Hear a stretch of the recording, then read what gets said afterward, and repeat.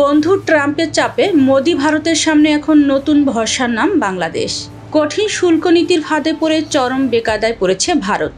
Russia থেকে তেল ও অস্ত্র কেনায় যুক্তরাষ্ট্র ভারতের রপ্তানি পণ্যের উপর নতুন করে 25% শুল্ক বসিয়েছে। এর আগে 25% সহ এখন মোট শুল্ক দাঁড়াচ্ছে 50%। আগামী 27 আগস্ট থেকে এই শুল্ক কার্যকর হবে। এতে যুক্তরাষ্ট্রে ভারতের ব্যবসা প্রায় অচল হওয়ার পথে। তাই ভারতের সামনে এখন নতুন ভরসার নাম বাংলাদেশ। যুক্তরাষ্ট্রের এক ধাক্কায় ভারতীয় রপ্তানিকারকদের এখন মাথায় হাত।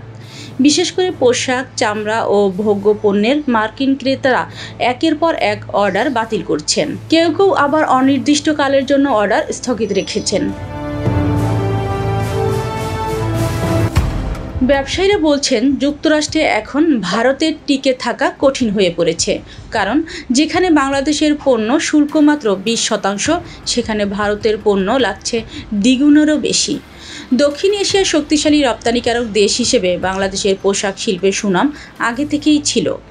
এবার তারই পুরস্কার মিলেছে।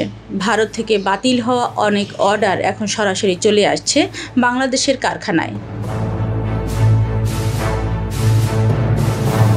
মার্কিন ক্রেতারা হুমকি খেয়ে পড়েছেন বাংলাদেশি রপ্তানিকারকদের উপর। এদিকে বাংলাদেশি কারখানাগুলো এই বাড়তি চাপ সামলাতে দিনরাত ব্যস্ত সময় পার করছেন।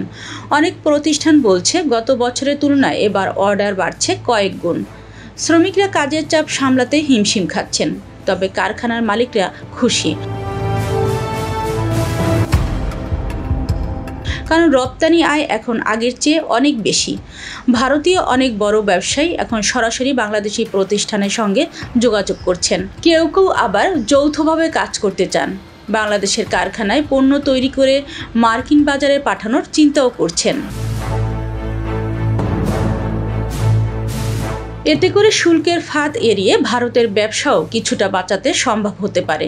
সব মিলিয়ে বলা যায়, যুক্তরাষ্ট্রের নতুন শুল্ক নীতিতে ভারতের মাথায় ভাঁজ পড়েছে। অন্যদিকে আলো জ্বলে উঠেছে বাংলাদেশের রপ্তানি খাতে। বিশ্লেষকরা বলছেন, এই সুযোগ কাজে লাগাতে পারলে বাংলাদেশ আরও বড় বাজার দখল করতে পারবে। প্রতিবেদনে মিতু রুকাইয়া, কণ্ঠে রুমানা, ওয়ার্ল্ড ভিউজ।